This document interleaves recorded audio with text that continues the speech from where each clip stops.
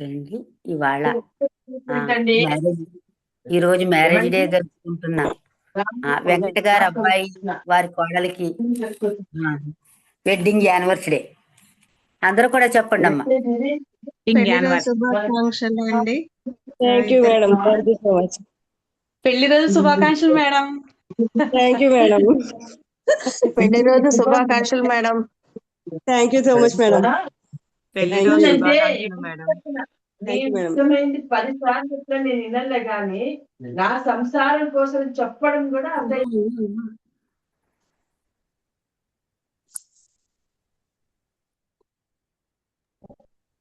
పెళ్లి రోజు శుభాకాంక్షలు.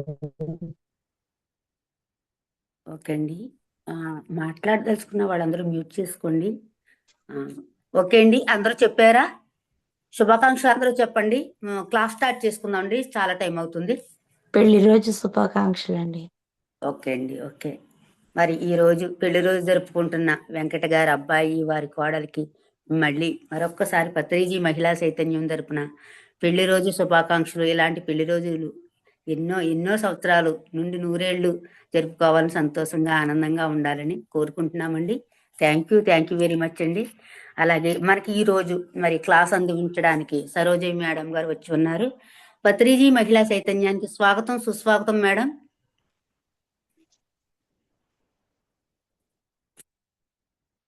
మేడం మేడం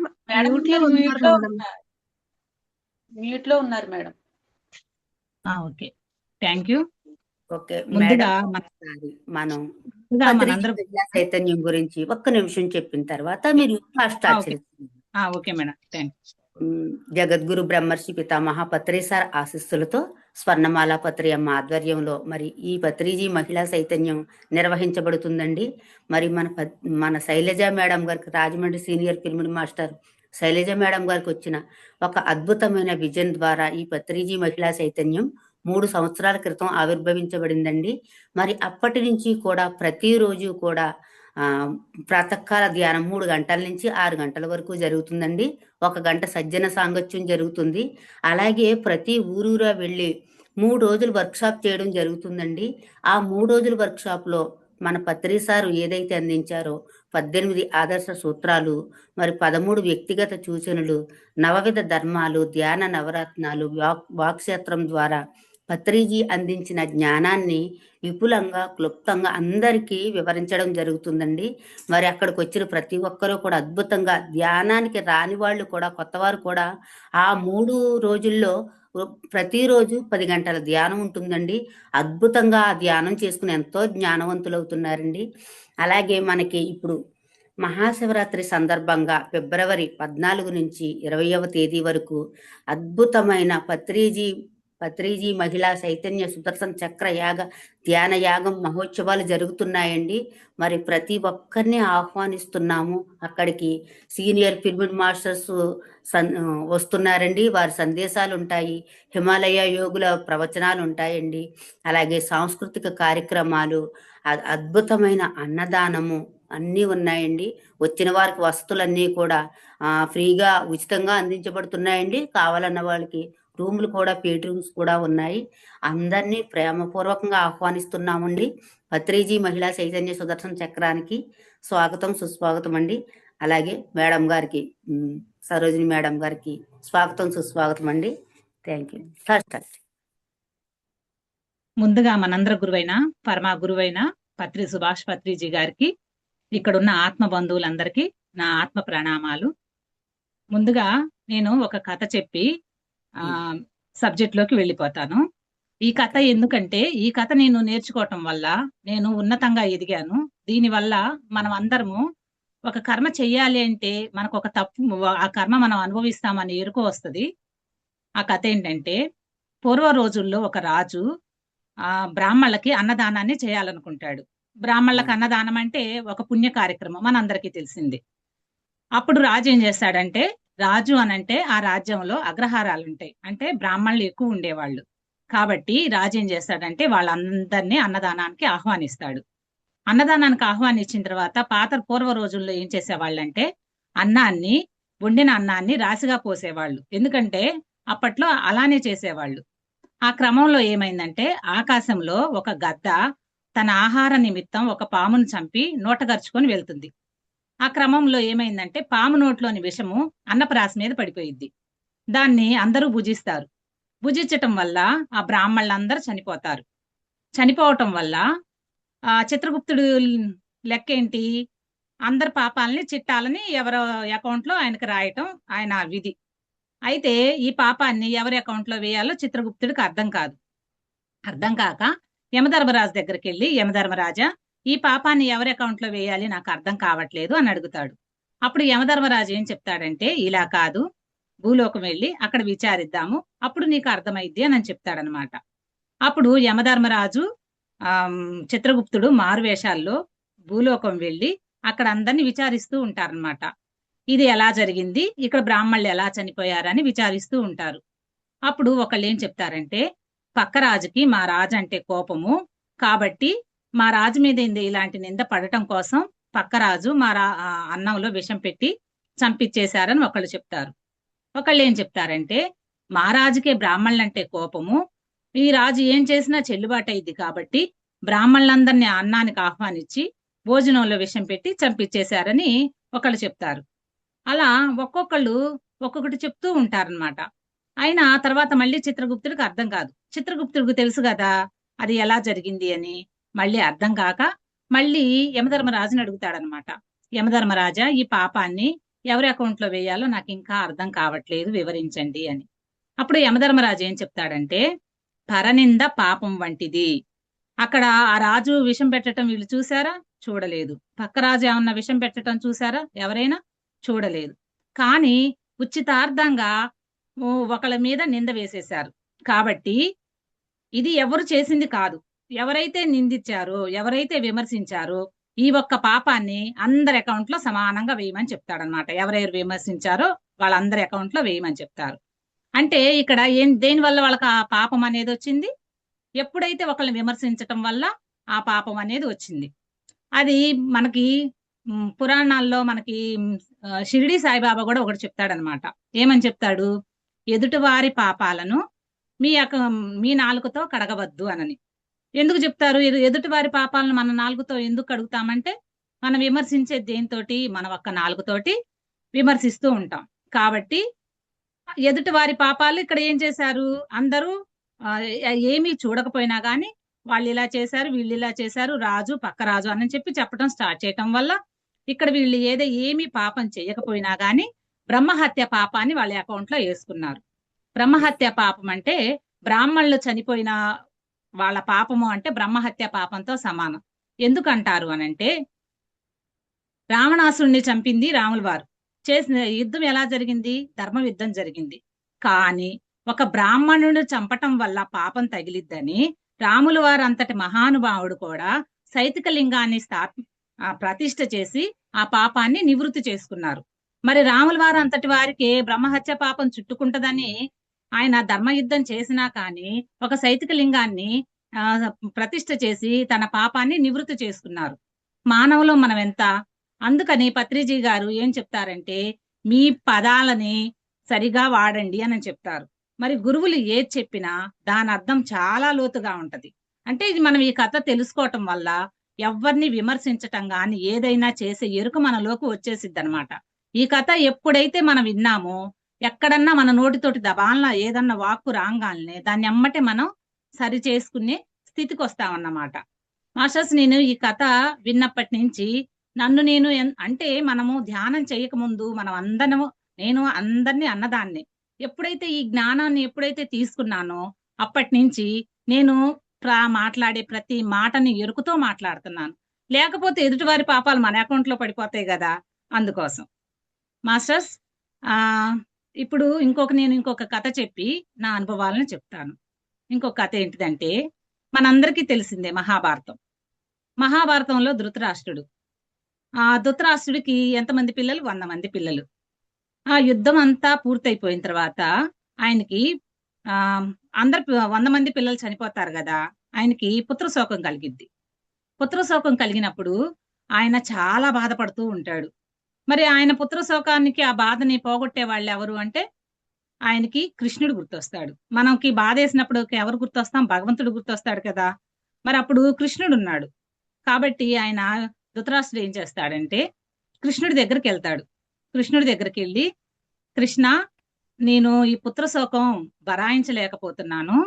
నీకు నువ్వు నా పిల్లలు చనిపోతారని నీకు ముందే తెలుసు. ఎందుకంటే భగవంతుడు కదా నువ్వు. భూత భవిష్యత్ వర్తమానం కాలాలు నీకు తెలుసు. కాబట్టి నా పిల్లలు ముందే చనిపోతారని నీకు తెలుసు. నువ్వు నాకొక్క మాట చెప్పి, మామ నీ పిల్లల్ని నువ్వు సరిగ్గా చూసుకో, సరి అయిన క్రమంలో పెట్టు అని నువ్వు చెప్పినట్టయితే నా పిల్లల్ని నేను సరి అయిన క్రమంలో పెట్టేవాడిని. ఇప్పుడు నాకు ఈ బాధ ఉండేది కాదు కదా అని చెప్తాడు. అప్పుడు కృష్ణుడు ఏమంటాడంటే, ఓ మామ, నువ్వు అలా వివరిస్తున్నావా? నీకు అర్థమయ్యేటట్టు చెప్తాను విను అనని. మరి నిండు సభలో ద్రౌపదిని అవమానించినప్పుడు నువ్వు రాజువి, తండ్రివి, నువ్వు అక్కడే ఉన్నావు. ఇది తప్పు అని నీ పిల్లల్ని నువ్వెక్కడా ఖండించలేదు. నువ్వు తండ్రిగా నువ్వు వాళ్ళని ఖండించే హక్కు ఉంది. నువ్వు ఒక రాజుగా వాళ్ళని చెప్పే అర్హత నీకుంది. కానీ అంత నిండు సభలో ఒక ఆడదాన్ని అవమానిస్తున్నప్పుడు నువ్వు వింటూ ఊరుకున్నావు. ఇది తప్పు అని నువ్వు ఆ రోజు చెప్పి ఉంటే నేను ఆ రోజే నీకు చెప్పి ఉండేవాడిని. ఏమని? నీ పిల్లల్ని సరి అయిన మార్గంలో ఉంచుకొని నేను ఆ రోజే చెప్పి ఉండేవాడిని. కానీ ఆ రోజు నా పిల్లలే కదా తప్పు చేస్తుంది అని నువ్వు సమర్థించుకొని ఊరుకున్నావు. కాబట్టి నేను దాని గురించి చెప్పలేదు అని చెప్తాడు. అప్పుడు ధృతరాష్ట్రుడు ఏమని అడుగుతాడంటే, నాకు ఈ కర్మ ఎందుకు వచ్చింది చెప్పు కృష్ణ అని అడుగుతాడు. అప్పుడు కృష్ణుడు ఏం చెప్తాడంటే, ఒకానొక జన్మలో 10 సంవత్సరాలు కుర్రవాడుగా ఉన్నప్పుడు ఆకతాయితనంతో ఒక చెట్టు, ఎండల కాలం, ఒక చెట్టు నిండా పక్షులు గూళ్ళు పెట్టుకొని ఉన్నాయి. వాటికి నువ్వేం చేశామంటే ఒక వలకి నిప్పు పెట్టి ఆకతాయితనంతో ఆ వలని ఆ చెట్టు మీదకి విసిరేశావు. అప్పుడేమైందంటే అక్కడ ఉన్న ఆ చెట్టంతా తగలబడిపోయింది. ఆ క్రమంలో ఆ చెట్టు మీద చాలా పక్షి గూళ్ళు ఉన్నాయని చెప్పాను కదా. సుమారు 100 పక్షి పిల్లలు ఉంటాయి. ఒకేసారి నువ్వు నిప్పు పెట్టడం వల్ల అవి ఒకేసారి చనిపోవటం వల్ల నువ్వు ఇప్పుడు 100 మంది పిల్లలు ఒకేసారి చనిపోయావు. కాబట్టి ఆ కర్మని నువ్వు తీసుకున్నావని కృష్ణుడు చెప్తాడనమాట. చెప్పిన తర్వాత మళ్ళీ ధృతరాష్ట్రుడు ఏమడుగుతాడంటే, కృష్ణ, నాకు పుట్టుకతోటే గుడ్డివాణ్ణి కదా, నాకు ఈ కళ్ళు ఎందుకు పోవటానికి కారణం ఏంటి అని అడుగుతాడు. అడిగినప్పుడు కృష్ణుడు ఏం చెప్తాడంటే, అక్కడ పెద్ద పక్షులు ఉంటాయి కదా, చిన్న పక్షులు అంటే ఎగిరిపోలేక చనిపోతాయి. పెద్ద పక్షులు ఏంటంటే ఆ మంట వేడిమికి ఎగిరిపోవాలన్న హడావుల్లో వెళ్లే క్రమంలో ఆ మంట వేడిమికి వాటి కళ్ళు కాలిపోతాయి. మరి ఇక్కడ చాలా పక్షులు ఉంటాయి కదా, కళ్ళుంటేనే కాబట్టి అవి ఆహారాన్ని తీసుకోగలవు. కళ్ళు లేకపోతే ఎలా తీసుకోలేవు. కాబట్టి ఆ కర్మ వల్ల నీకు పుట్టుకతోటే కళ్ళు లేవు అని చెప్పి కృష్ణుడు చెప్తాడనమాట. మళ్ళీ ధృతరాష్ట్రుడు మళ్ళీ ఒక క్వశ్చన్ వేస్తాడు. కృష్ణ, ఎవ్వరికీ 100 మంది పిల్లలు లేరు, నాకే 100 మంది పిల్లలు ఎందుకున్నారు, మరి దానికి కారణం ఏంటి అని అడుగుతాడు. అప్పుడు కృష్ణుడు ఏం చెప్తాడంటే, నిజమే మామ, ఎవరికి 100 మంది పిల్లలు లేరు. అక్కడ సుమారున 100 పిల్లలు ఉంటాయి. మరి 100 పిల్లలు ఉన్నాయి అంటే 100 పిల్లలు ఒకేసారి చనిపోయినాయి అంటే ఇక్కడ నీకు అదే కర్మ రావాలి. అదే కర్మ రావాలి అంటే నీకు 100 మంది పిల్లలు ఉండాలి. 100 మంది పిల్లలు ఉండాలి అని అంటే ఒక్కొక్క జన్మలో 2 పిల్లల చొప్పున పుణ్యకర్మ వల్ల ఈ జన్మలో 50 జన్మల పుణ్యకర్మల వల్ల ఈ జన్మలో నీకు 100 మంది పిల్లలు పుట్టారు. అప్పుడు ఒకేసారి పిల్లలు ఎలా అయితే చనిపోయినాయో ఇక్కడ నీకు ఆ కర్మ రావాలి. కాబట్టి ఆ యుద్ధంలో 100 మంది పిల్లలు నీకు చనిపోయారు అని కృష్ణుడు చెప్తాడనమాట. మళ్ళీ కృష్ణుడు వివరిస్తాడు. అప్పుడు ధృతరాష్ట్రుడికి తను చేసిన తప్పులు తనకు అర్థమైతాయి. మనకి భగవద్గీతలో చెప్తారు, నువ్వు ఏదైతే ఇస్తావో రిటర్న్ అదే తీసుకుంటావు. అంటే ఆ జన్మలో ధృతరాష్ట్రుడు ఏదైతే ఇచ్చాడో ఈ జన్మలో అదే తీసుకున్నాడు. అంటే మనం ఏది ఇస్తే అది తీసుకుంటాం. అదే క్రమంలో మనం ధృతరాష్ట్రుడి గురించి తెలుసుకుందాం. మరి గాంధారి ఉంది. గాంధారికి ఎందుకు ఆ కర్మ వచ్చింది? మరి ఈమెకి 100 మంది పిల్లలు చనిపోయారు, ఈమెకి గర్భశోకం ఉంది. మరి ఈమెకి ఎందుకు వచ్చింది ఆ కర్మ అంటే, ఆమె ఒకానొక జన్మలో ఉన్నప్పుడు పాత రోజుల్లో మనం అన్నాన్ని వార్చేవాళ్ళం, ఎక్కడ పడితే అక్కడ వార్చేవాళ్ళం. అదే క్రమంలో ఒకానొక జన్మలో గాంధారి కూడా అన్నాన్ని ఎక్కడ ఉంచింది అంటే ఒక ఎలుక కన్నంలో ఉంచింది అనమాట. ఎలుక కన్నంలో వంచటం వల్ల ఆ వేడి వేడి ఆ ఎలుక ఆ కన్నంలో 100 పిల్లల్ని పెట్టింది. ఎప్పుడైతే ఈమె వేడి వేడి గంజిని ఆ కన్నంలో వార్చటం వల్ల ఆ వేడి వేడి గంజి మొత్తము ఆ 100 పిల్లల మీద పడి ఆ 100 పిల్లలన్నీ చనిపోయినాయి. ఎప్పుడైతే ఈమె కూడా ఇక్కడ 100 పిల్లలు చనిపోయినాయి, అక్కడ పక్షులు 100 పక్షి పిల్లలు చనిపోయినాయి. కాబట్టి ఇద్దరు చేసింది ఒకటే కర్మ. మరి ఒక కర్మని క్లియర్ చేయాలి అంటే ఇద్దరు కార్యకారణ సంబంధం వల్ల భూమి మీదకు వచ్చి ఒకే కర్మని తీసుకొని ఆ ఒకే కర్మని వీళ్ళిద్దరు కలిసి క్లియర్ చేసుకున్నారు. మరి ఇక్కడ 100 మంది పిల్లలు చనిపోవటం వల్ల ఈమె ఆ కర్మ తీసుకుంది, అక్కడ 100 మంది పిల్లలు చనిపోవటం వల్ల ఇక్కడ ఈయన కర్మ తీసుకున్నారు. ఇద్దరు ఒకే కర్మ తీసుకున్నారు కాబట్టి భార్యాభర్తల వల్ల కార్యకారణ సంబంధం అంటే ఒక కర్మ జరగాలి అంటే కార్యకర్మ రెండూ జరగాలి. కాబట్టి వీళ్ళిద్దరికి భూమి మీద భార్యాభర్తలుగా వచ్చి జన్మ తీసుకొని 100 మంది పిల్లలకి జన్మ తీసుకొని వీళ్ళు ఆ కర్మని అనేది క్లియర్ చేసుకున్నారు. అంటే ఇక్కడ మనకి కృష్ణుడు అని చెప్తున్నాం. కృష్ణుడికి ఏం తెలుసు అని చెప్తున్నాం అంటే భూత భవిష్యత్ వర్తమానం కాలం తెలుసు అని చెప్తున్నాం. అంటే ఇక్కడ పత్రిజీ గారు ఏం చెప్తున్నాడు, నువ్వే భగవంతుడివి అని చెప్తున్నాడు. మరి మనం భగవంతులు ఎలా అవుతాము అనేది నా అనుభవ జ్ఞానం ప్రకారం తెలుసుకుందాం మాస్టర్స్. 10 years బ్యాక్ మా తమ్ముడు సూసైడ్ చేసుకున్నాడు. సూసైడ్ చేసుకోవటం వల్ల అంటే నవరాత్రి రోజుల్లో సూసైడ్ చేసుకోవటం వల్ల తన బాడీని మార్చురీలో పెట్టారు. పండగ రోజుల్లో కాబట్టి బాడీ 2 రోజులు మాకు ఇవ్వటానికి టైం పట్టింది. 1 day మేమందరం ఒకసాటికి వెళ్తాం కాబట్టి పిల్లలు మేమందరం మా చెల్లి వాళ్ళ ఇంటికి వెళ్ళినప్పుడు వాళ్ళకి ఇంట్లో ఒక మూలన డబల్ కాట మంచం ఉంటే పిల్లల్ని తీసుకొని నేను ఆ మంచం మీద పడుకొని ఉన్నప్పుడు ఏమైందంటే నా కాళ్ళు ఎవరో దాటినట్టు అనిపించింది. మెలకు వచ్చి నేను ఇంట్లో వాళ్ళని అడిగాను అనమాట, నా కాళ్ళు ఎవరు దాటారు అన్నప్పుడు వాళ్ళు ఏం చెప్పారంటే అటు ఎవరు రాలేదు, అది చివరకు ఉంటది కాబట్టి అటు ఎవరు రాలేదు, రావాల్సిన అవసరం లేదు అని చెప్పారనమాట. నెక్స్ట్ డే మేము మా అక్క వాళ్ళ ఇంటికి వెళ్ళినప్పుడు అక్కడ ఏం చేశానంటే నేను నాకు దుప్పటి బాగా కప్పుకొని పడుకునే అలవాటు అనమాట. కాళ్ళ నుంచి తల వరకు ఎక్కడ కొంచెం ఖాళీ కూడా ఉండకూడదు, అలా పడుకునే అలవాటు. అలా పడుకొని ఉన్నప్పుడు ఏమైందంటే ఆ దుప్పటి మీద ఇంకొక దుప్పటి ఎవరో తీసుకుని వెళ్తున్నట్టుగా పరుచుకొని ఇలా లాక్కున్నట్టు వెళ్తున్నట్టుగా అనిపించింది అనమాట. అనిపించేసరికి నాకు అర్థం కాలేదు, నా దుప్పటి మీద ఇంకో దుప్పటి ఎవరు తీసుకెళ్తున్నారు అని. ఎమ్మటే నా దుప్పటి తీసి చూశాను, అక్కడ ఎవ్వరూ లేరు. ఇదేంటి ఇలా ఉంది అని చెప్పి ఆ ప్లేస్ నుంచి వేరే ప్లేస్కి వెళ్ళి మళ్ళీ పడుకున్నాను అనమాట. పడుకునేసరికి నాకు విజన్ వచ్చింది. ఆ విజన్ లో ఏముందంటే మా తమ్ముడు బాడీ ఎక్కడుంది, మార్చురీలో ఉంది. మార్చురీలో ఉండటం వల్ల నాకు తెల్లవారుజామున మా తమ్ముడు సోల్ వచ్చింది నా దగ్గరికి. వచ్చి తను నన్ను తీసుకెళ్లాడు అనమాట. ఎక్కడికి, తను ఏ ప్లేస్ లో అయితే సూసైడ్ చేసుకున్నాడో ఆ ప్లేస్ కి తీసుకెళ్లాడు అనమాట. అక్కడ తనకి వాటర్ అంటే ఇష్టము, తను ఈత కొడతాడనమాట. అయితే తను సూసైడ్ చేసుకున్న ముందు రోజు ఆ ప్లేస్ లో తను ఈత కొట్టాడనమాట. అంటే తను ఈత కొట్టి నిల్చున్నప్పుడు తన తల భాగం నుంచి కాళ్ళ వరకు నీళ్లు కారుతున్నాయి అనమాట. ఆ కారే నీళ్లు కారేది కూడా నాకు వెనక నుంచి కనపడుతుంది. తను వేరే ప్లేస్కి వెళ్ళి సూసైడ్ చేసుకున్నాడు. తర్వాత నాకేమనిపించిందంటే తను సూసైడ్ చేసుకున్నందుకు బాధపడుతూ నా గుండెల మీద పడుకొని ఏడ్చేస్తున్నాడు అనమాట. ఇప్పుడు ఒక పసిపిల్లవాడు మన గుండెల మీద పడుకొని ఏడుస్తుంటే ఆ ఫీలింగ్, ఆ బాధ మనకు అర్థమైంది కదా. ఆ ఫీల్ నేను అర్థం చేసుకోగలిగాను. అలా అర్థం చేసుకున్న తర్వాత లెగిచి చూస్తే అక్కడ ఏమీ లేదు. మళ్ళీ ఉదయాన్నే మళ్ళీ పడుకుండిపోయాను. ఉదయాన్నే లెగిచి మా ఇంట్లో వాళ్ళందరికీ చెప్పాను అనమాట, ఇలా తను ఎక్కడ సూసైడ్ చేసుకుంది, నన్ను తీసుకెళ్లి చూపించాడు, నేను ఇలా చూశాను, ఇలా నాకు ఆ వాటర్ అంతా కారుతున్నాయి తల మీద నుంచి ఈత కొట్టిన తర్వాత అని నేను చెప్పినప్పుడు మా ఇంట్లో వాళ్ళందరూ నన్ను అరిశారనమాట. నువ్వు అలానే ఆలోచిస్తూ పడుకొని ఉంటావు, నీకు అదొక కల వచ్చి ఉంటది, ఇంట్లో మాకెవ్వరికి వచ్చి చెప్పంది, నీకొక్కడికే ఎలా చెప్తాడు అని మా ఇంట్లో వాళ్ళందరూ నన్ను పట్టించుకోలేదన్నమాట. నాకు అప్పటి నుంచి ఒక కోరిక మొదలైందనమాట, తను నాకు ఏం చెప్తున్నాడు, తను నాకు ఎందుకు వచ్చి అలా చూపించాడు అనేది నేను అందరినీ అడుగుతున్నాను అనమాట.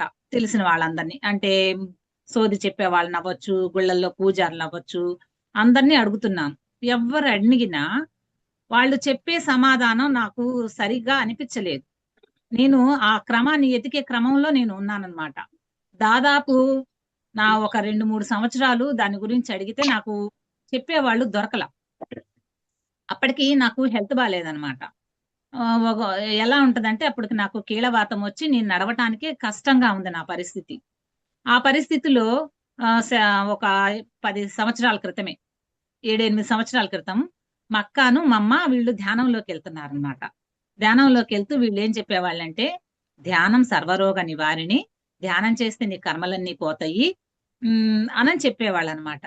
చెప్తే నేనేం చెప్పేదాన్ని అంటే, నేను నమ్మేదాన్ని కాదు. కళ్ళు మూసుకొని కూర్చోవటం వల్ల నీ కర్మలు ఎలా పోతాయి, కళ్ళు మూసుకొని కూర్చోవటం వల్ల ఆరోగ్యం ఎలా వస్తుంది అని నేను వాళ్ళని నమ్మేదాన్ని కాదనమాట. వాళ్ళు ఒకసారి చెప్పారు, 2 సార్లు చెప్పారు, 3ఓసారి కూడా చెప్పారు. వాళ్ళు చివరికి చెప్తుంటే నాకు కోపం వస్తుంది అనమాట.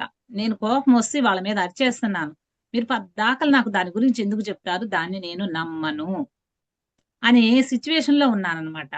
అప్పుడు నా స్థితి ఎలా ఉండేది అనంటే, ధ్యానం అంటే ఒక డాక్టర్స్, ఒక లాయర్స్ మాత్రమే చేస్తారు. ఎందుకు? వాళ్ళకి వర్క్ టెన్షన్స్ ఎక్కువగా ఉంటాయి కాబట్టి ప్రశాంతత కోసం లాయర్స్ ధ్యానం చేస్తారు, డాక్టర్స్ ధ్యానం చేస్తారని నాకు అప్పుడు ఒక బలమైన నమ్మకం ఉండేది. కాబట్టి దీని గురించి నేను పెద్దగా పట్టించుకునేదాన్ని కాదు, ధ్యానం చేసేదాన్ని కాదు, ఆ ధ్యానం గురించి నమ్మేదాన్ని కాదు. అలాంటి స్థితిలో ఉన్నప్పుడు ఫోన్ చూసేటప్పుడు ఒక 4 years బ్యాక్ ఫోన్ చూస్తున్నప్పుడు ఫోన్లో నాకు ఒక వీడియో కనిపించింది అనమాట. వన్నెస్, శిరీష వన్నెస్ అని ఒక వీడియోలో ఏమని రాస్తుందంటే, చనిపోయిన వారితో మాట్లాడాలని ఉందా అని ఒక వీడియో చూశానన్నమాట. నేను దేని గురించి ఎతుకుతున్నాను, నా తమ్ముడు నాకేం చెప్పాలనుకుంటానికి వచ్చాడు, అసలు ఎందుకు వచ్చింది ఆ కళ, దాని గురించి నేను తెలుసుకోవాలనే కుతూహలంతో ఉన్నాను కాబట్టి ఆ వీడియో ఓపెన్ చేశాను. ఆ వీడియోలో మేడం ఏం చెప్పిందంటే, ధ్యానం చేసే పద్ధతి, ధ్యానం ఎలా చేయాలి, దానివల్ల ఇన్నర్లోకి ఎలా వెళ్ళాలి, సోల్ని ఎలా ఇన్వైట్ చేయాలి, వాళ్ళని ఇన్వైట్ చేయాలి అని చెప్పి ఏం అడగాలి అనేది తను చెప్పింది అనమాట. ఒక వీడియోలో ఒక అరగంట వీడియో ఉంటుంది అంతే. అది సరేనని చెప్పి అవి ఒక వీడియో విన్నాను. విన్న తర్వాత సరే దీన్ని ఒకసారి చూద్దాము అనని డాబా మీదకి వెళ్ళి, ఎవరు రాకుండా, మరి చేసే పని మనకు కరెక్ట్ గా ఉండాలి కదా, మళ్ళీ డిస్టర్బ్ అవ్వకూడదు కదా అని డాబాకి తాళం వేసేసుకొని ధ్యానంలో కూర్చున్నాను అనమాట. అంటే సూర్యకిరణాలు 4:30 అప్పుడు కూర్చున్నాను. సూర్యకిరణాలు నా కళ్ళ మీద పడుతున్నాయి, సాయంత్రం పూట కాబట్టి మనకేం చెయ్యవు కాబట్టి నేను అంతే కూర్చొని మెడిటేషన్ చేస్తున్నాను. ఖచ్చితంగా శూన్య స్థితిలో కూర్చోటమే, ఆలోచన లేని స్థితిలో కూర్చున్నాను ఒక్క అరగంట పాటు. ఆ కూర్చొని ఆ సోల్ని ఎలా అయితే చెప్పిందో అలా ఇన్వైట్ చేశాను. ఇప్పుడైతే నాకు గుర్తులేదు. అప్పుడు ఇన్వైట్ చేయటం వల్ల సోల్ వచ్చింది. ఎలా వచ్చింది? నేను ఎప్పుడైతే కూర్చొని అంటే ఒక గోడ మీద ఎత్తు ప్లేస్ లో కూర్చొని మెడిటేషన్ చేస్తున్నాను, ఆ సోల్ ఎలా వచ్చిందంటే, హాఫ్ బాడీ నీడ, మనం కళ్ళు మూసుకొని ఉన్నప్పుడు సూర్యకిరణాలు మన కళ్ళ మీద పడుతున్నప్పుడు ఒక నీడ అనేది పక్కకి వెళ్తుంటే ఎలా అయితే మనకు అర్థమైద్దో, అలాగనే హాఫ్ బాడీ నీడ ఇలా వెళ్ళటం గమనించాను అనమాట. నేను ఇంకా గమనించేసరికి ఆత్రత ఎక్కువ కదా, నేను దేనికోసం చూస్తున్నాను, సోల్ని ఇన్వైట్ చేయగానే సోల్ వచ్చింది. చూద్దామన్న ఆత్రతతోటి ఎమ్మటే కళ్ళు తెరిసేసాను. కళ్ళు తెరిసేసరికి అక్కడ ఏమీ లేదు. ఇదేంటి, నేను సోలుని చూశాను కదా, మా తమ్ముడు సోలు వచ్చింది, నేను చూశాను కదా, కానీ ఇక్కడ అది లేదేంటి అని అర్థమయ్యి, మరి నేను ఇక్కడ ఏం రాంగ్ చేశానో నాకు తెలియలేదు. కానీ నాకు అప్పుడు ఏమర్థమైంది, ధ్యానంలో ఏదో ఉంది అనేది నేను తెలుసుకున్నాను అనమాట. ఎప్పుడైతే ధ్యానంలో ఏదో ఉందని తెలుసుకున్నానో అప్పటి నుంచి శిరీష మేడం చెప్పే వీడియోస్ కానీ కథలు కానీ వింటూ వచ్చానమాట. పౌర్ణమి, అమావాస్య అలా ఒక 20 రోజులు సాధన వరసం చేస్తూనే ఉన్నాను. కాకపోతే ఒక్కో రోజు మళ్ళీ దాంట్లోనే ఒక్కో రోజు చేసేదాన్ని, ఒక్కో రోజు చెయ్యను. అలాగా శ్రద్ధగా చేసేదాన్ని కాదు. అలాగా ఒక 6 నెలలు గడిచిన తర్వాత మనకి ఫోన్లో సేతు క్లాసులని తెల్లవారుజామున వచ్చినాయి అనమాట. మా అక్క ఏం చేసిందంటే, నేను లెగిసి చెయ్యలేను, నాకు ఆరోగ్యం అంతంత మాత్రంగా ఉంది, నేను సాధన చెయ్యలేను అని చెప్తే, నువ్వు ఫోన్ పెట్టుకొని కూర్చొని ఒక గోడ కానుకొని కూర్చొని నిద్రపోవటం అలవాటు చేసుకో, నువ్వు ధ్యానము అని అనుకోవద్దు, కూర్చొని నిద్రపోతున్నాను అని అనుకోనని చెప్పింది అనమాట. సరేనని చెప్పి అది 41 days వచ్చినాయి. నేను ఫోను ఆన్ చేసుకొని అలానే కూర్చొని నిద్రపోయేదాన్ని అనమాట. అప్పుడు ఒక్కొక్కసారి కింద కూర్చోటానికి కూడా శరీరం సహకరించేది కాదు. ఒక్కొక్క రోజు అంతసేపు గంట సేపు కూర్చోవాలన్నా శరీరం ఒప్పుకునేది కాదు. సరే అలానే కూర్చోవటం స్టార్ట్ చేశానన్నమాట. మళ్ళీ ఫోన్లన్నీ చూసే క్రమంలో నాకు ఒక వీడియో వచ్చిందనమాట. ఒక వీడియోని చూశానన్నమాట. ఆ వీడియో ఏంటంటే కలల రహస్యాలు. అది భీమినేని వంశీకిరణ్ గారు వైజాగ్ నుంచి, అదే ఆ వైజాగ్ సారు వీడియో ఒకటి చూశానన్నమాట. వీడియో ఒకటి చూసిన తర్వాత ఆ వీడియోలో ఏముందంటే కలల రహస్యాలు అని ఉంది.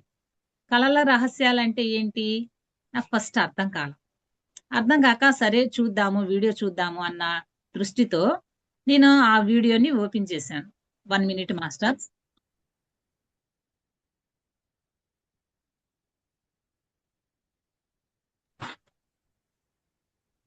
అయితే ఆ వీడియోని ఓపెన్ చేశాను.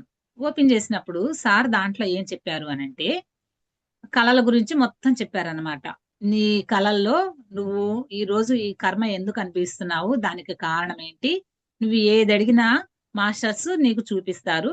ప్రతిరోజు 1 గంట ధ్యానం చేయాలి, శాకాహారులు అయి ఉండాలి, నైట్ పూట 30 to 32 శ్వాసలు తీసుకోవాలి, తర్వాత ఒక 10 నిమిషాలు ధ్యానం చేయాలి, పడుకునేటప్పుడు మాస్టర్స్ ఒక రేత్రి కాడ నన్ను లేపండి అని అడగాలి అనని చెప్పారనమాట మాస్టర్. మళ్ళీ తెల్లవారుజామున మనకి అది ఒక రేత్రి కాడ మెలకు వస్తుంది, కంపల్సరీ లెగవాలి, మళ్ళీ కూర్చొని ఒక 10 నిమిషాలు మెడిటేషన్ చేయాలి.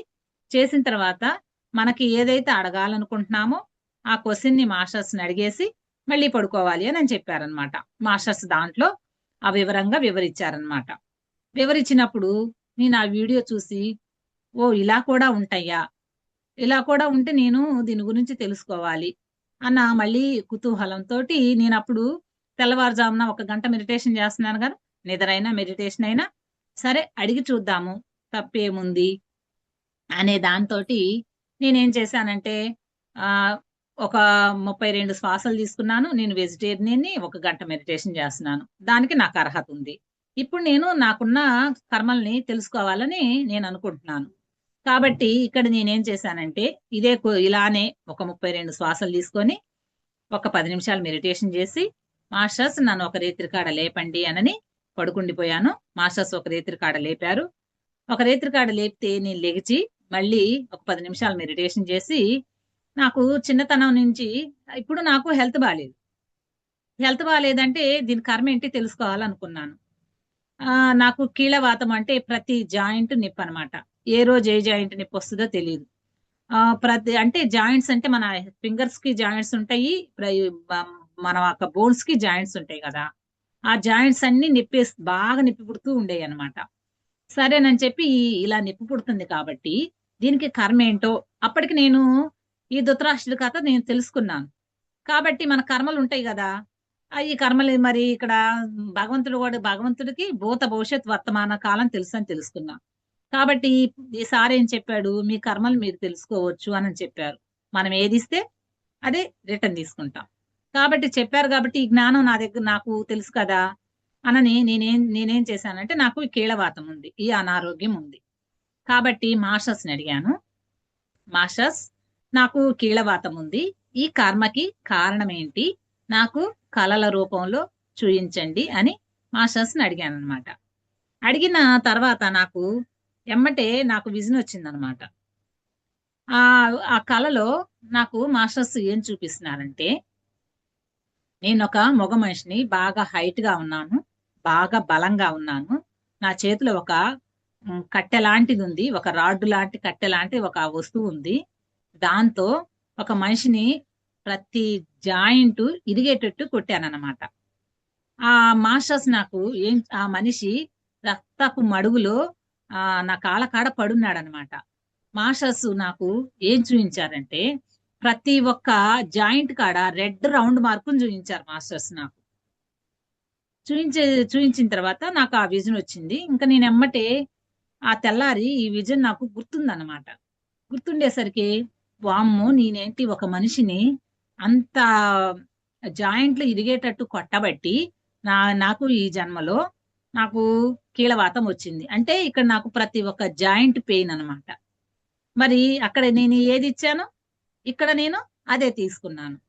అంటే అక్కడ ప్రతి ఒక్క జాయింట్ ని ఇరిగిపోయింది కాబట్టి మాస్టర్స్ నాకు ఆ కర్మని ఎలా చూపించారు అంటే రౌండ్ మార్క్ అలా చూపించారు జాయింట్ కాడ. మరి ఇక్కడ నేను ఏం బాధపడుతున్నాను? కీళ్ళవాతం అంటే జాయింట్ పెయిన్స్ తోటి బాధపడుతున్నాను.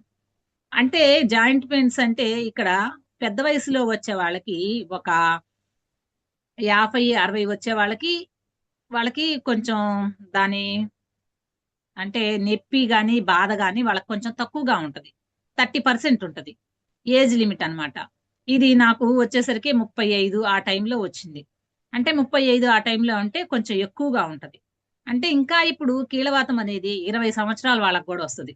అంటే నేనేం చెప్తున్నానంటే ఇక్కడ వయసును బట్టి కూడా వీటి నొప్పులు గాని ఏదైనా ఎక్కువగా ఉంటాయి. అంటే 30 సంవత్సరాలు అప్పుడు వచ్చింది అని అంటే నాకు కొంచెం హెవీగా ఉన్నట్టు అలాంటి స్థితిలో ఉన్నానన్నమాట నేను. దానికి నాకు అంటే ఇది వైద్య ప్రకారంగా అక్కడ కర్మ ప్రకారంగా ఏమైంది? నాకు నేను ఇచ్చిందాను కాబట్టి నాకు ఇక్కడ వచ్చింది. అంటే నాకు ఆ కళ వల్ల నేనేం తెలుసుకున్నానంటే ఒకానొక జన్మలో ఒక మనిషిని నేను ఒక్కొక్క జాయింట్ ఇరిగేటట్టు చేశాను కాబట్టి ఈ జన్మలో నాకు ఈ వ్యాధి వచ్చింది అనేది నేను అర్థం చేసుకోగలిగాను. మరి ఇక్కడ నాకు దీనికి మందే లేదు. సైన్స్ లో గాని ఆయుర్వేదంలో గాని దీనికి మందే లేదు. ఇక్కడ ఆ మనిషి బతికినంత కాలము ఆ జాయింట్ పెయిన్స్ తోటి ఎంత నరకాన్ని అయితే అనుభవిస్తాడో మరి అక్కడ దీన్ని నేను ఇక్కడ తీసుకుంటున్నాను. మరి అక్కడ వాళ్ళ తల్లిదండ్రులు గాని వాళ్ళ చుట్టుపక్కల గాని ఆ మనిషి బాధపడుతున్నప్పుడు చూసినప్పుడల్లా మరి వాళ్ళు నన్ను తిడతారు కదా. సహజంగా మనకి ఏదన్నా ఒక విషయం జరిగినప్పుడు బాధేసినప్పుడు ఈ ధ్యానంలో రాకముందు నేను కూడా చేసిన దాన్నే కాబట్టి మనం తిడతాం కదా. అలానే వాళ్ళు తిట్టడం వల్ల ఆ కర్మను కూడా నేనే తీసుకున్నాను. ఇంత కర్మను నేను తీసుకున్నాను కాబట్టి ఈ వయసులో నాకు ఈ కీళ్ళవాతం రాబట్టి దీన్ని నేను అనుభవిస్తున్నాను. అక్కడ వాళ్ళు ఏదైతే పెయిన్ అనుభవిస్తున్నారో అదే పెయిన్ ని నేను ఇక్కడ అనుభవిస్తున్నాను.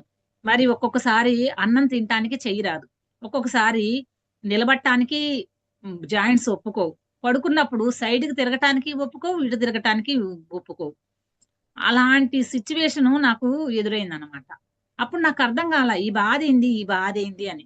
కానీ ఇప్పుడు నాకు అర్థమైంది. ఎందుకు అర్థమైంది? నేను పోయిన జన్మలో నేను ఇచ్చాను కాబట్టి ఈ జన్మలో నేను అదే వ్యాధిని నేను తీసుకున్నాను. అంటే ఇక్కడ మనకి భగవంతుడు నువ్వే, భగవంతుడికి భూత భవిష్యత్ వర్తమాన కాలాలు ఎలా తెలుసో ఇప్పుడు ఎప్పుడైతే నేను ధ్యానం చేశానో ఈ జ్ఞానం వల్ల నేను ఇచ్చాను కాబట్టి నేను తీసుకున్నానని నా విజన్ ద్వారా నేను తెలుసుకున్నాను అనమాట. తెలుసుకున్న కాడి నుంచి నేను చేసిన తప్పుగా ఈ రోజు నేను అనుభవిస్తున్నాను, ఒకానొక జన్మలో నేను చేశాను కాబట్టి ఈ జన్మలో నేను అనుభవిస్తున్నాను అని ఒక 5 రోజుల పాటు నాకు అదే విజను, నాకు అదే థాట్స్, నేను ఇచ్చిందేనా అని ఒక 5 రోజులు ఒక విషయాన్ని జరిగినప్పుడు మనం దాని గురించి తదేకంగా ఆలోచిస్తూ ఉంటాం అన్నమాట. అలాగా నేను ఒక 5 రోజులు నాకు అదే ఆలోచిస్తూ ఉన్నాను. తర్వాత 5 days అయితే ఆలోచించిన తర్వాత మళ్ళీ నాకు ఇంకొక క్వశ్చన్ వచ్చింది అనమాట. ఏమనంటే 1 minute మాస్టర్స్.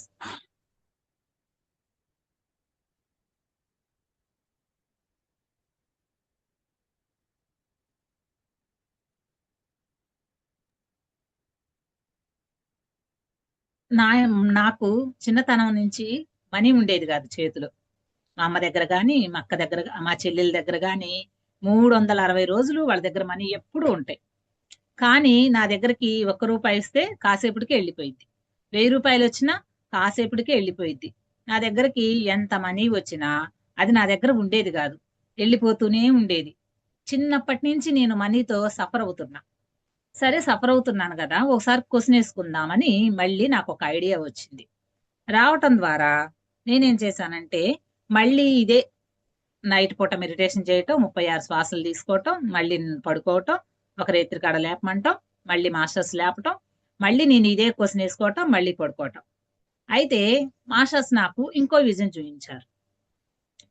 దాంట్లో ఏం చూపించారంటే మాస్టర్స్ నాకు ఒక పెంకు పంచ లాంటి ఇంటిని చూపించారు. ఆ ఇంటిని నేను 3కి అమ్మాను. మరి ఒకళ్ళు ప్లస్ అయిపోతారు, ఇద్దరు మైనస్ అయిపోతారు. మరి ఈ రోజుల్లోనే ఒక ఇంటిని, ఒక వస్తువును కానీ ఏదైనా ఒకరికి అమ్మటం వరకే సరిపోతుంది. కానీ నేను ఒకానొక జన్మలో ఎంత క్రూరత్వంగా ఆలోచించటం వల్ల ఒక్క ఇంటిని నేను ముగ్గురికి అమ్మగలిగాను. మరి ఆ ఇద్దరు బతికినంత కాలం ఆ ఇల్లు అమ్మాను కాబట్టి బతికినంత కాలం నన్ను తిట్టుకుంటూనే ఉంటారు. తెలిసిన వాళ్ళు, తెలియని వాళ్ళు, తెలుసుకున్న వాళ్ళు, మరి అందరు నన్ను తిడుతూనే ఉంటారు కదా. ఆ తిట్టింది మరి వాళ్ళకి డబ్బు మైనస్ అయింది కదా. దానికి కారణం ఎవరు? ఒకానొక జన్మలో నేను. కాబట్టి ఈ జన్మలో నాకేమైంది? డబ్బు మైనస్ అయింది. డబ్బు ఎంత అన్నారా అని ఎమ్మటే వెళ్ళిపోయింది. అలా మళ్ళీ ఒక 5 days నేను చేసిందేనా. సహజంగా మనం ఏమనుకుంటాం, ఒకళ్ళు ఎవరన్నా మనకు డబ్బులు ఇవ్వకుండా ఆపేశారనుకోండి, ఆపేసినప్పుడు మనం ఏమనుకుంటాము, నాకు ఈ రోజు కష్టం వచ్చింది అని అంటే వాళ్ళు నాకు డబ్బులు ఇవ్వకపోవటం వల్ల నాకు ఈ కష్టం వచ్చింది. వాళ్ళు అదే నాకు డబ్బులు ఇచ్చినట్టయితే నాకు ఈ కష్టం వచ్చేది కాదు కదా. వాళ్ళ వల్లే నేను బాధపడుతున్నాను, వాళ్ళ వల్లే బాధపడుతున్నానని అంతకుముందు అనుకునేదాన్ని. ఇప్పుడు ఏమని అర్థమైంది, అక్కడ నేను వాళ్ళకి మైనస్ చేయబట్టే ఆ కర్మ ఫలం వల్ల ఈ జన్మలో నాకు డబ్బులు అనేది మైనస్ అవుతున్నాయి అనే జ్ఞానము నాకు వచ్చిందనమాట. ఇలాగా ఇంతవరకు వచ్చింది ఓకే. పోయిన జన్మలో నేను ఇచ్చాను, ఈ జన్మలో నేను అది రిసీవ్ చేసుకున్నా నా కర్మ ఫలాన్ని, అందుకు నేను అనుభవిస్తున్నాను అనేది తెలుసుకున్నాను అనమాట. ఇలాగా ఈ 2 తెలుసుకున్నాను. ఇంకా దాంట్లో సార్ ఏం చెప్పారంటే, మీరు భవిష్యత్తును కూడా తెలుసుకోవచ్చు అని చెప్పారనమాట.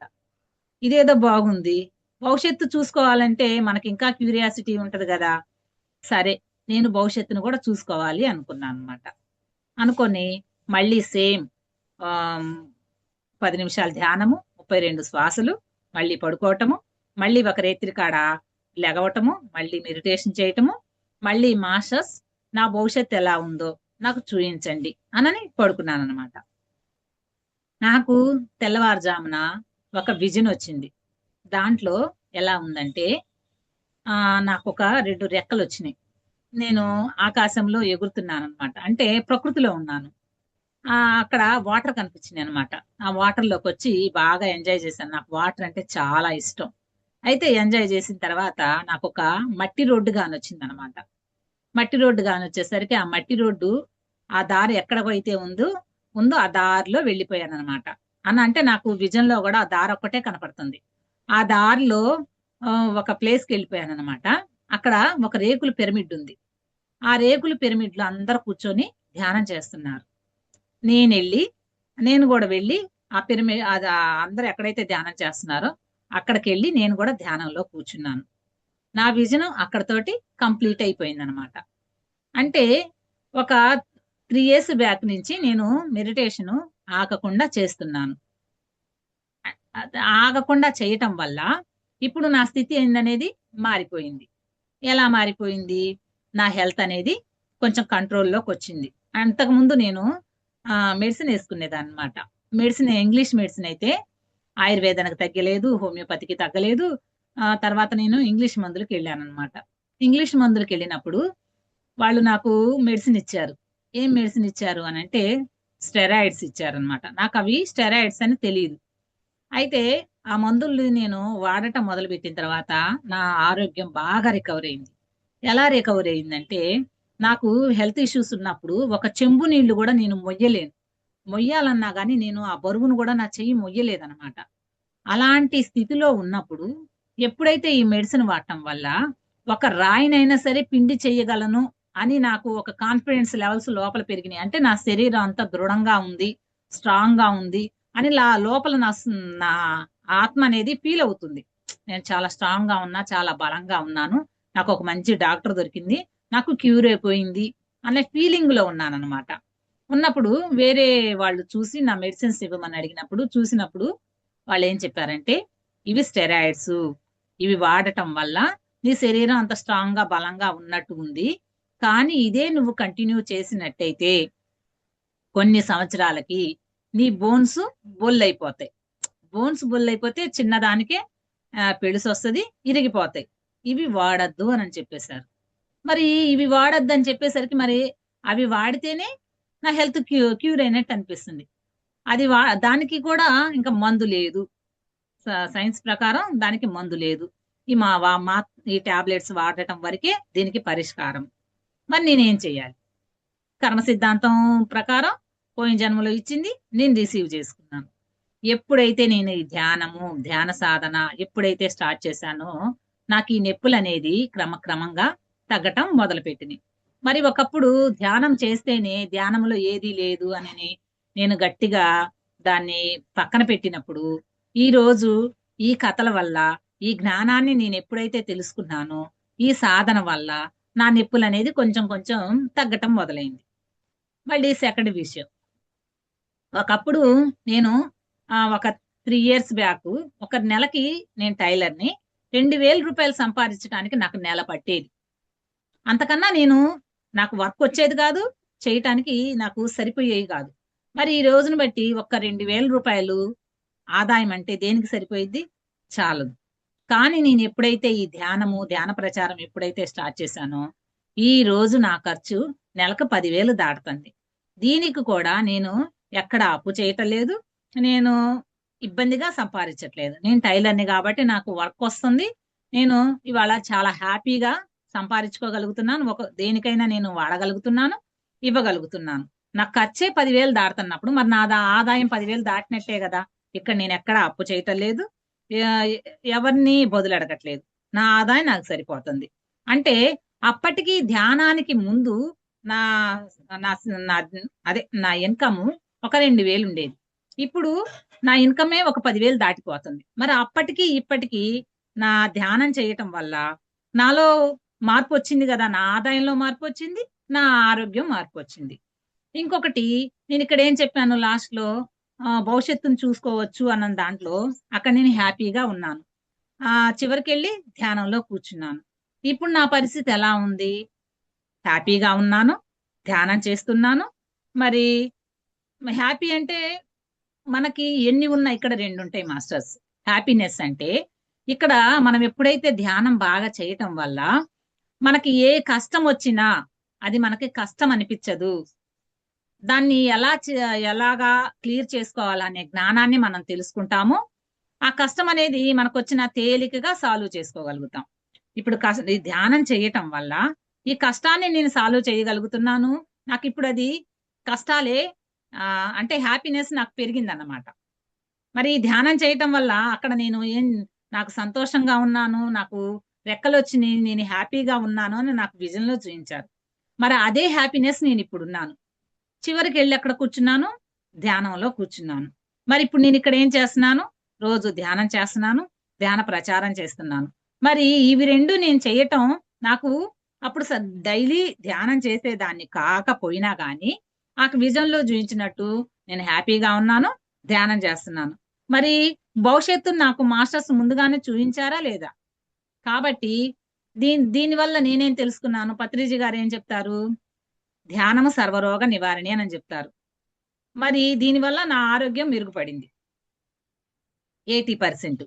మరి మన కష్టాలు బాధలు అన్నీ నాకు తగ్గిపోయినాయి. ఈ ధ్యానం చేయటం వల్ల నేను హ్యాపీగా ఉన్నాను, నాకు విజన్ లో చూపించారు. అంటే నాకు ధ్యానంలో ఏదో ఉంది నేను తెలుసుకున్నాను. కాబట్టి ఈ ధ్యానాన్ని నలుగురుగా పంచాలి. నేను ఎలా అయితే హ్యాపీగా ఉన్నానో అందరు హ్యాపీగా ఉండాలని నేను ధ్యాన ప్రచారం కూడా చేస్తూ ఉంటాను మాస్టర్స్. ఇంకొకటి చెప్పాల, ఈ ధ్యానం చేయటం వల్ల నేను ప్రతి నిత్యం ఆనంద స్థితిలో ఉన్నాను. మనకి పత్రిజీ గారు ఏం చెప్తారు? పగలు పగలు మన పనులు చేసుకోవటము, రాత్రి సాధనకి ఉపయోగం అని చెప్తారు. అందుకే మాస్టర్స్ నేను పగలంతా పని చేసుకుంటాను, నైట్ మొత్తం సాధన చేసుకుంటాను. ఇలా ఎప్పుడైతే ధ్యాన ప్రచారము ఎప్పుడైతే చేస్తూ ఉంటామో అంటే కొన్ని కర్మలు మనం చూసుకుంటాం, ప్రతిదీ కర్మలు చూసుకోలేదు కదా. కొన్ని కర్మలు అనేది మనం ఎప్పుడైతే ఇలా చేయటం వల్ల ధ్యానాద్య కర్మ దగ్ధానం అంటే ఎప్పుడైతే మనం ధ్యానం చేయటం వల్ల ఆ కర్మలు అనేది మనకి దగ్ధం అయిపోతాయి. ఇంకోటి మాస్టర్స్, ఇంకొక చిన్న ఉదాహరణ చెప్తాను, టైం అయిపోతుంది. ఒక్క ఉదాహరణ చెప్తాను. మా అమ్మగారికి షుగర్ వల్ల కాలికి పుండు పడింది అనమాట. మేము 3 ఆడపిల్లలం. అంటే నేను మా అమ్మగారి దగ్గరే ఉంటాను. అయితే ప్రతిసారి తన హాస్పిటల్కి నేనే తీసుకెళ్లాల్సి వస్తుంది. నేనే తీసుకెళ్లాల్సి వస్తుంటే నాకు మళ్ళీ ఒక క్వశ్చన్ వచ్చింది అనమాట. ఇదేంటి, మా అమ్మగారిని ఎప్పుడు నేనే హాస్పిటల్కి తీసుకెళ్తాను, దీనికి కర్మ ఏంటో ఏందో చూసుకున్నాం అనుకో, దీనికి సొల్యూషన్ వచ్చింది కదా. ఒక కీకి తాళం, ఆ తాళం చెయ్యి ఉంటేనే ఆ కీ ఓపెన్ అయింది. అలానే నా దగ్గర ఒక కీ ఉంది. కాబట్టి నేనేం చేశానంటే మళ్ళీ ఇలానే 11-32 శ్వాసలు తీసుకొని 10 నిమిషాలు ధ్యానం చేసి నైట్ పూట మళ్ళీ మాస్టర్స్ లేపమని లేపిన తర్వాత మాస్టర్స్ని అడిగాను అనమాట. మాస్టర్స్, మా అమ్మకి నేను సేవ చేస్తున్నాను, 3 ఆడపిల్లలు ఉన్నా కానీ నేనే ఎందుకు చేస్తున్నాను, ఆ కర్మ ఏంటి నాకు చూపించండి మాస్టర్స్ అని అడిగాను. అడిగినప్పుడు మాస్టర్స్ నాకేం చూపించారంటే, ఒకానొక జన్మలో వీళ్ళు నా తల్లిదండ్రులు కారు, కానీ వాళ్ళు ఏదో చెడు పనులు చేస్తుంటే వాళ్ళకి నేను సపోర్ట్ గా నేను ఉండి వాళ్ళకి హెల్ప్ చేస్తున్నాను. అది నాకు విజన్ చూపించారు. అప్పుడు నాకు అర్థమైంది, ఆ జన్మ నేను చేసింది వాళ్ళకి తప్పుడు పనులు చేస్తున్నందుకు ఈ జన్మలో వాళ్ళకి కూతురుగా వచ్చి వాళ్ళ చేసిన కర్మ ఫలాల వల్లే కదా మా అమ్మకి షుగర్కి వ్యాధులు వచ్చేది. దానికి నేను ఇక్కడ ఆమెకి నేను సేవ చేస్తున్నాను. ఇక్కడ నాకు శిక్ష కాదు, శిక్షణ అనేది నేను తెలుసుకున్నాను. ఎప్పుడైతే నేను తెలుసుకున్నానో నాకు ఇక్కడ కర్మలైతే తెలుసుకున్నాను, అది ఎలా క్లియర్ చేసుకోవాలనేది నాకు తెలియలేదు. నాకు సార్ వచ్చి ఒకసారి గుంటూరు వచ్చారు, సార్ భీమనేని వంశీ సారు గుంటూరు వచ్చినప్పుడు నేను వెళ్ళి అక్కడ చెప్పానమాట. సార్ నాకు ఇలా ఇలా జరిగింది, మరి ఎవ్వరికి విజన్స్ రావట్లేదు, నాకే ఎందుకు వస్తున్నాయి అని అడిగాను అనమాట. అందరికి చెప్తున్నాను అనమాట, ఇలా తెలుసుకోండి, మీ విజన్స్ చూసుకోండి, మీ మనం చేసిన తప్పులు ఏందో చూసుకోండి అని ఏకదాటిగా చెప్పేదాన్ని. ఎవ్వరు నాకొక్క విజన్ రావట్లేదు, నాకొక్క విజన్ రావట్లేదు అని చెప్తున్నారు అనమాట. నాకు అర్థం కాక సార్ని అడిగాను. సార్ ఏం చెప్పారంటే, అంటే నా డిజైన్ ఏంటి, ధ్యానము, ధ్యాన ప్రచారం, కానీ నేనేం చేశాను, మాయలో దాన్ని పక్కన పెట్టేశాను. ఎప్పుడైతే నేను మాస్టర్స్ ఇన్వైట్ చేసి ఎప్పుడైతే అడిగానో అప్పుడు మాస్టర్ నన్ను తొందరగా అడిగిన రోజు నాకు ఆ క్వశ్చన్స్ ఆన్సర్ చూపించారు. అలా చూపించటం వల్ల ఏమైందంటే నేను ఈ ధ్యాన ప్రచారంలో నేను ముందుకు వస్తానని వాళ్ళకి తెలుసు కాబట్టి నాకు ఎమ్మటే చూపించేవాళ్ళు. కాబట్టి సార్ ఏం చెప్పారంటే, ఎవరెవరి అర్హతను బట్టి 1 రోజులో కావచ్చు, 5 రోజుల్లో కావచ్చు, 41 days లో కంపల్సరీ చూపిస్తారు, శ్రద్ధగా డైలీ అడగాలి అని చెప్పారనమాట. అప్పుడు నాకు అర్థమైంది అనమాట. ఓకే ఓకే మాస్టర్స్, ఇది నా ధ్యాన అనుభవాలు. దీనివల్ల దీంట్లో మీకు ఏదన్నా క్వశ్చన్స్ ఏమైనా ఉంటే అడగండి, నేను చెప్తాను మాస్టర్స్. ఓకే మేడం, ఇంకా 3 నిమిషాలు ఉంది, మాట్లాడండి మీరు అన్నమాట. ఓకే మేడం, చెప్తాను. అంటే దీనివల్ల మనం ఏం తెలుసుకోవాలి, మనకి ఇప్పుడు భార్యాభర్తలుగా ఈ భూమి మీదకి భార్యాభర్తలు గాని, పిల్లలు గాని, మనకి చుట్టుపక్కల గాని, ఎవరైనా విరోధులు గాని ఏదన్నా ఉంది అని అంటే దానికి కారణం ఏంటి, ఒకానొక జన్మలో మనం చేసిన కర్మలు వల్ల వాళ్ళు మన చుట్టూ విశ్వం ఏం చేసిద్దంటే అందరినీ మన దగ్గరగా చేర్చిద్ది అనమాట. మరి మనం ఆ కర్మని క్లియర్ చేసుకోవాలి అని అంటే ఆ విశ్వం మనని పక్కన పెట్టిద్ది. మనం ఏమనుకుంటాము, పలానా చోట అదే ఏం చెప్తాము, ఈ పెళ్లి కాకుండా ఇంకో పెళ్లి చేసుకుంటే నా భవిష్యత్తు బాగుండేది కదా అని. మనం సహజంగా జ్ఞానం లేనప్పుడు అలా అనుకుంటాం. కానీ ఎప్పుడైతే ఈ జ్ఞానం వచ్చిన తర్వాత మనం ఏమనుకుంటాము, ఒకానొక జన్మలో చేసిన పాపం వల్ల మనం ఈ జన్మలో ఇలా వచ్చింది అనేది మనం తెలుసుకుంటాం. నేను సార్ని అడిగాను అనమాట, వంశీ సార్ని. సార్ మరి కళలు ఇలా ఉన్నాయి, మరి దాన్ని ఎలా క్లియర్ చేసుకోవాలి అని సార్ని అడిగాను అనమాట. అడిగినప్పుడు సార్ ఏం చెప్పారంటే, పశ్చాత్తాపము, పరివర్తన, సేవ, ఈ 3 చెప్పారనమాట. ఈ 3 వల్ల రికవర్ అవ్వద్ది అని. నేను మా అమ్మగారికి కాలు ఇలా ఉందని నేను తెలుసుకున్నాను కదా. అప్పుడు నేనేం చేశానంటే, మా అమ్మగారిని నేను ఇద్దరం కూర్చొని ధ్యానం చేయటం స్టార్ట్ చేశాం. ఎలా, సోల్స్ ని ఇన్వైట్ చేసి కర్మ విపాక ధ్యానం అని సార్ చెప్పారులే. అంటే ఇక్కడ కర్మ విపాకము అనేది తీసి పక్కన పెడితే, ఎప్పుడైతే మనం ఒక కర్మను క్లియర్ చేసుకోవాలంటే పశ్చాత్తాపం ఉండాలి, నేను చేశానని ఒప్పుకోవాలి. 2 పరివర్తన, నేను చేసింది తప్పే అని హృదయపూర్వకంగా మన లోపల రావాలి. సేవ, ఈ 2 ఎప్పుడైతే నేను తెలుసుకున్నానో మా అమ్మగారిని ధ్యానంలో కూర్చోబెట్టి నేను ధ్యానంలో కూర్చొని ఆ సోల్ కి హృదయపూర్వకమైన పశ్చాత్తాపంతో సారీ చెప్పుకున్నాం. మా అమ్మగారి కన్నా నేను ఎక్కువ చెప్పుకున్నా. ఎందుకంటే నేను ఈ కళల రూపంలో నేను ఎప్పుడైతే చూసుకున్నానో, ఎప్పుడైతే ఈ బాధల్ని ఫీల్ అయ్యానో, కాబట్టి వాళ్ళకి నేను మనసు హృదయపూర్వకమైన పశ్చాత్తాపం. ఎందుకంటే ఒక బాధని నేను అనుభవిస్తున్నాను కాబట్టి ఆ ఫీలింగ్, ఆ బాధలు నాకు తెలుసు కాబట్టి నేను దానిని వాళ్ళని హృదయపూర్వకంగా పశ్చాత్తాపంతో వాళ్ళని క్షమించాను. క్షమాపణ అడిగాడనమాట. అడగటం కూడా ఒక మనిషిని చెంపకు పెట్టి ఒక్కటి కొట్టి సారీ అంటే ఎవరైనా క్షమిస్తారా? క్షమించరు. ఒకసారి అడగాలి, 2 సార్లు అడగాలి, 10 సార్లు అడగాలి, 20 సార్లు అడగాలి. ఒక మనిషిని ఒక చెంపకు పెట్టి కొడితేనే నీకు ఆ క్షమాపణకి నీకు టైము నీకు ఎమ్మటే రాదు. అలాంటిది ఒక మనిషిని ఒక కర్మని ఏదో చెడు కర్మ చేసినప్పుడు వాళ్ళు మనని ఎలా క్షమిస్తారు? క్షమాపణ ఎలా ఉండాలి అంటే హృదయపూర్వకమైన పశ్చాత్తాపం. అంటే ఎలా ఉండంటే మన కళ్ళల్లో కూడా ఆ నీళ్లు రావాలన్నమాట. అలాంటి క్షమాపణ ఎప్పుడైతే రాగలుగుతారో అప్పుడే నీకు ఆ కర్మ క్లియర్ అయ్యిద్ది. అంటే సూక్ష్మంలో మోక్షం. ఒకటి, ఆ కర్మను మనం ఫుల్ఫిల్ గా అనుభవించాలి. 2, ఈ క్షమాపణ ఎప్పుడైతే చేస్తామో, ఎప్పుడైతే నేను ఈ క్షమాపణ వాళ్ళకి చెప్పగలిగానో, క్రమక్రమంగా మా అమ్మ కూడా చెప్పుకోగలిగిందో, తనకి హెల్త్ రికవర్ అయింది. తన్ని హాస్పిటల్కి తిప్పే పని నాకు పోయింది. మరి ఇక్కడ నేను చేసింది, అక్కడ ఆమెను కర్మ క్లియర్ చేసుకోమన్నాను, ఇక్కడ నా కర్మ క్లియర్ చేసుకున్నాను. కాబట్టి ఇప్పుడు తను పూర్తిగా చేసుకోగలిగి ఉంటే తను ఇంకా రికవర్ అయ్యేది.